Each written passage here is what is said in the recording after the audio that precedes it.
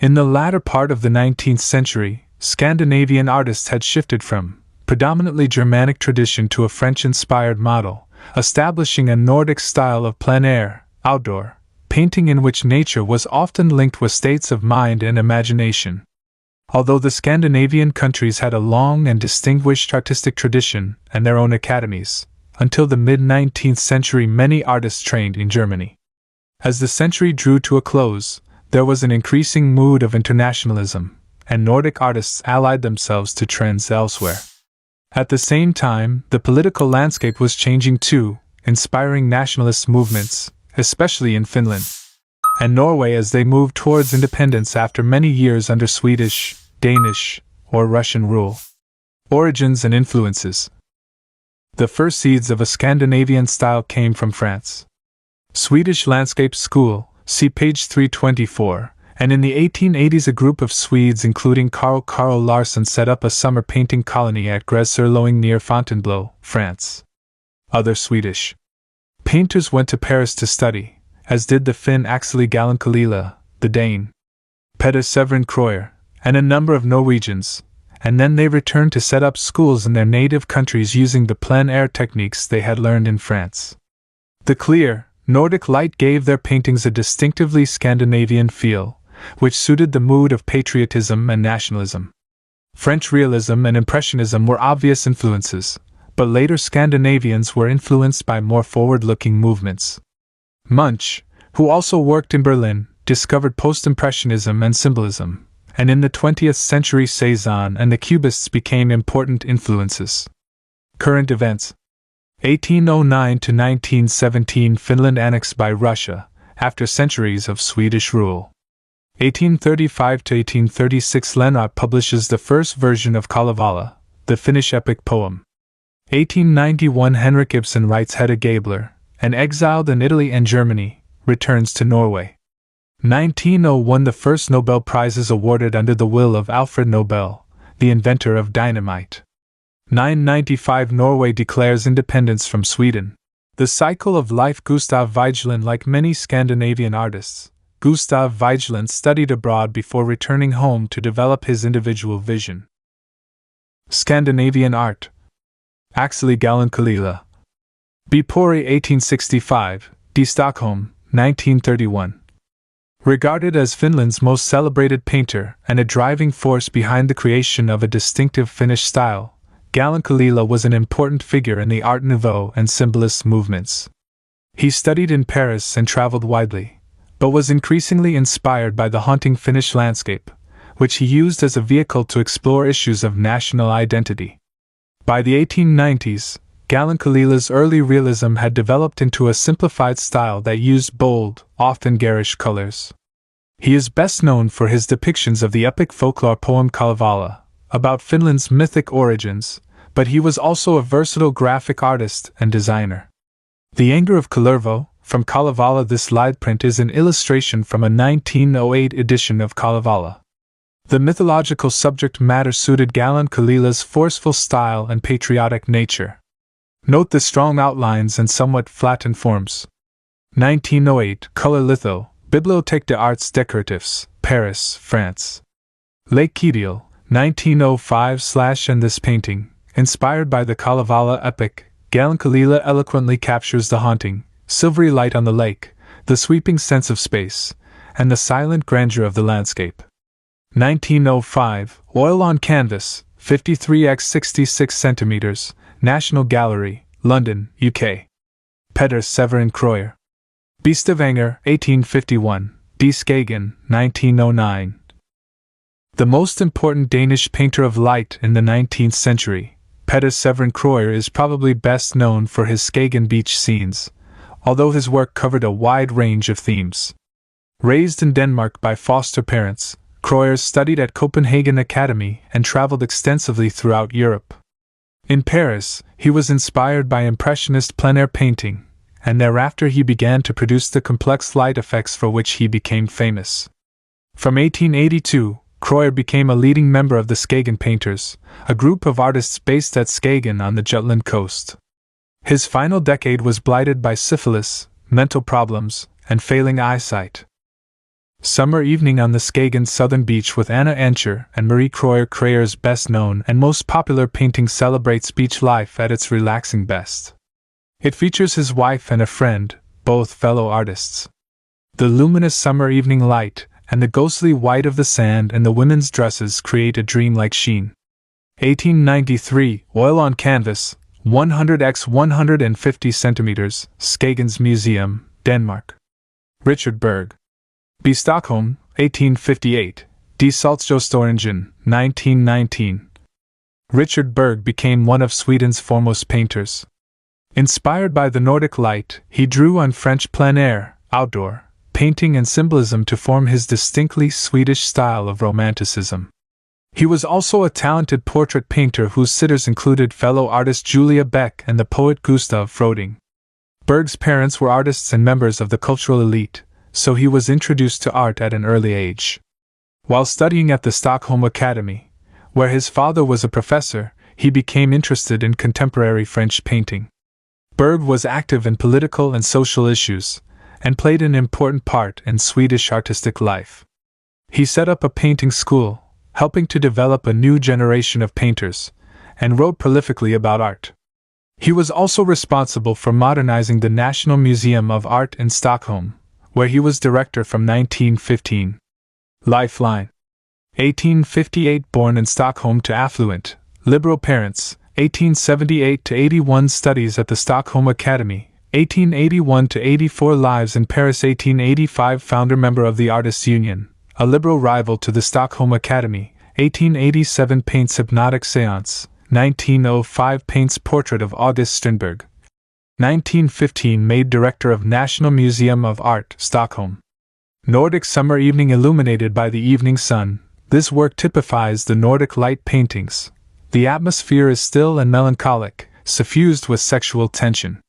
1899–1900, oil on canvas, 170 by 223 centimeters, Göteborgs Konstmuseum, Sweden. Closer look. Something in the air. The psychological tension between the couple is emphasized by the physical distance between them, and their outward gaze. Vilhelm Hammershoi. B. Copenhagen, 1864, D. Copenhagen, 1916.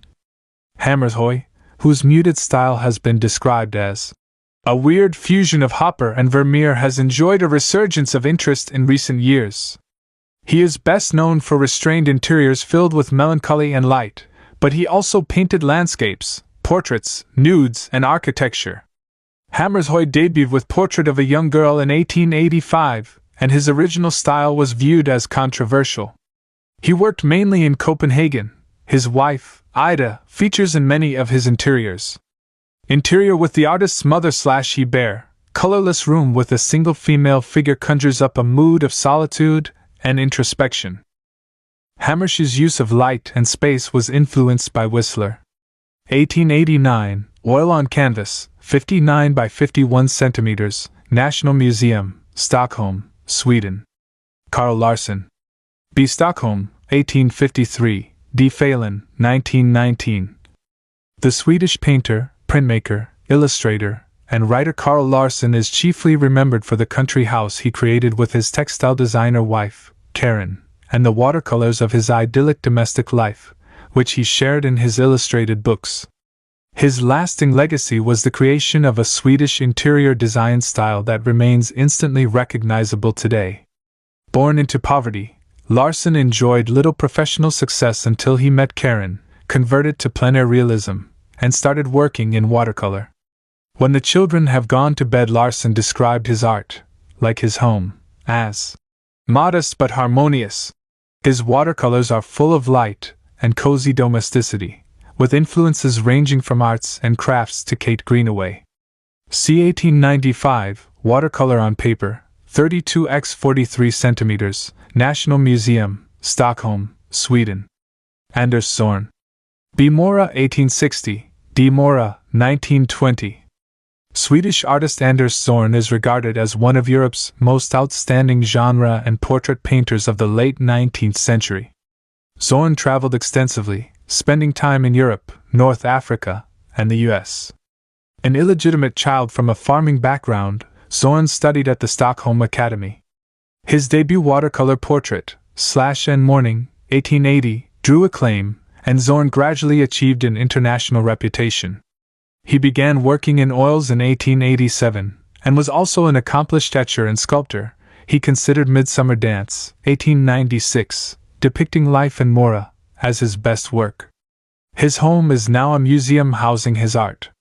Dagmar Zorn was famous for his voluptuous bathing nudes, which he often painted outdoors in Impressionist style. The play of light on skin and water are both skillfully captured here. 1911, Oil on Canvas, 88 x 63 cm, private collection. Gustav Vigeland.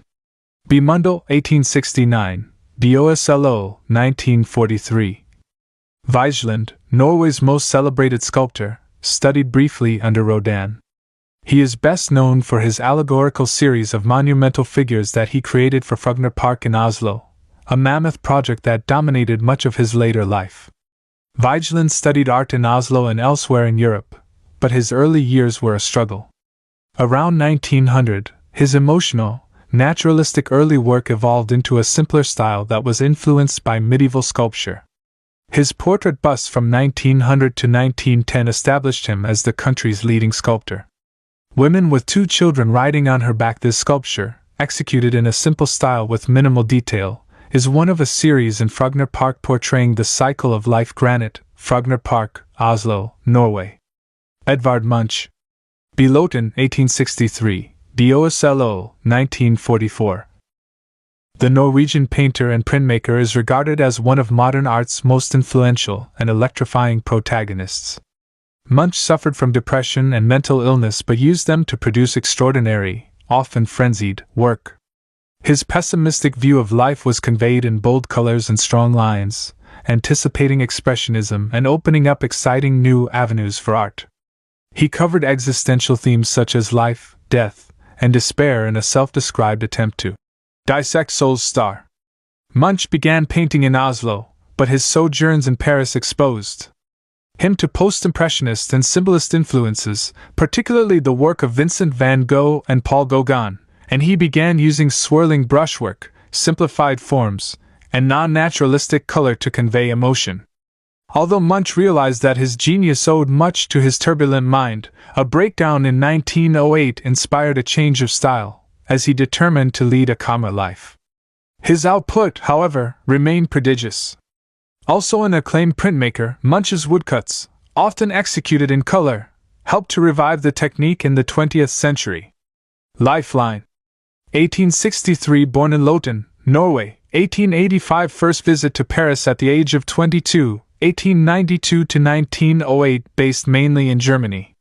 Produces the Frieze of Life series, 1893, paints his most famous work, The Scream, 1908, moves back to Norway, 1910 to 16, his Oslo University mural shows extrovert style, 1916, settles at Skøyen, Oslo, 1940 to 42, paints Between the Clock and the Bed, 1944, dies in Oslo. The Sick Child. Munch described this haunting painting as the breakthrough in my art, and painted 6 versions of it. Inspired by his sister's death, it conveys the grief and stillness of the sickroom. Munch engraved the layers of paint with a spatula to create the effect of gazing through a film of tears. 1885-6, oil on canvas, 120 by 119 centimeters, Nationalgalleriet, Scandinavia, Oslo, Norway. Madonna, a compelling image of sensual ecstasy and transcendence. Munch's masterpiece straddles 19th and 20th century art. Part of his Frieze of Life series, it represents the miracle of life. Munch's aim was to portray woman from a lover's viewpoint, at the moment of conception. 1894, oil on canvas, 90 x 71 cm, Kunsthal, Hamburg, Germany. Jealousy / is a powerful visual narrative of Munch, inner turmoil about his lover, Dagny, typically portrayed as the temptress, Eve. 1894-95, oil on canvas, 69 x 100 cm, Rasmus Myers Samplinger, Bergen, Norway. The Scream, Munch's most famous work, is brilliantly composed to create maximum tension. The shrieking colors and violent juxtaposition of curved and straight lines all flow towards the central, screaming figure, as though the environment itself is expressing emotion through the distorted death head. The painting may have been inspired by the Krakatoa eruption of 1883, which Munch likened to a great, infinite scream. Passing through Nature. 1893, oil, tempera, and pastel on cardboard, 91 by 74 centimeters, National Gallery, Oslo, Norway. Closer look. Adding drama, the swirling brushstrokes of the sky and water are echoed by those of the screaming head, creating a sense of anxiety. Tension is added by the use of perspective in the receding parallel lines of the bridge.